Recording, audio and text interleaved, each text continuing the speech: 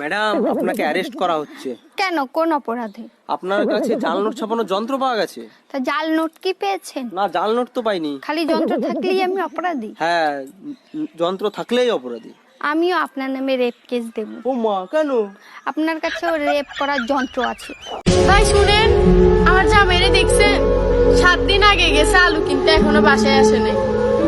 তাইলে ম্যাডাম এক কাজ করেন, অন্য তরকারি রাঁধি ফেলেন। ধরেন ভাবি, আপনি আমার বউ। ধরা তো দূরের কথা, এক বাপের বেটা হস্ত ছুঁয়ে দেখ। আরে ভাবি, আপনি তো উত্তেজিত হয়ে যাচ্ছেন, আপনাকে ধরতে বলছি। বললাম তো ছুঁয়ে দেখ, কাইটটা টুকরা টুকরা কইরা গাঙ্গের পানিতে ভাসাই দিমু।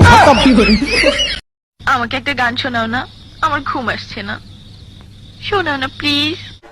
ভালা মানুষ পাগল হইলাম আমি বউ গোরে আইনা ভালা মানুষ। আমার সাথে মার্কেটে চলো, বালতি নষ্ট হয়ে গেছে, বালতি কিনে দিবা। আমি পারবো না, এই নাও টাকা, নিজে গিয়ে কিনে নিয়ে এসো। কেন, আমার সাথে মার্কেটে গেলে কি তোমার মান ইজ্জত চলে যাবে নাকি? এর আগের বার ঝাঁটা কিনতে নিয়ে গেছিলি, 10,000 টাকা দামের শাড়ি কিনে নিয়ে এসিস, শালির বিটি। ওই তুমি পাশে বের ভাবিরে কি কইছো? আমার দেখলে আগে কত মিষ্টি মিষ্টি কথা কইতো, ওখানে মুখ ভেঙছি দিয়া জায়গা। না বেশি কিছু কইনি তো। কি কইছো?